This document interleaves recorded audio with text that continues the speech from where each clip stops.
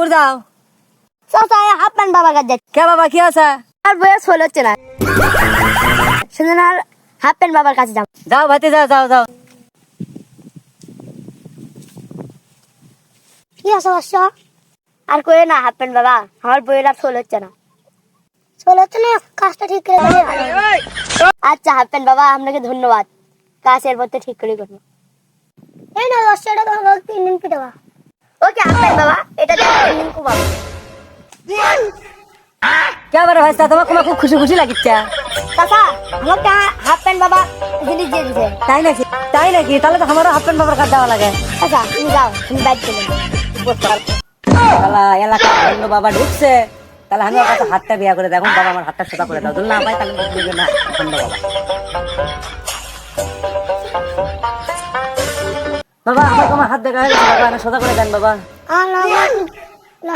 এখন পারবো না। না না বাবা আমার এই হাতটা সোজা করে দয়া লাগবে বাবা, তাছাড়া আমি চলে পাচ্ছি না বাবা, ধাম করে ব্যথা হয়ে গেছে। আমি মানুষের কাছে শুনছি আপনি খুবই দয়ালু বাবা।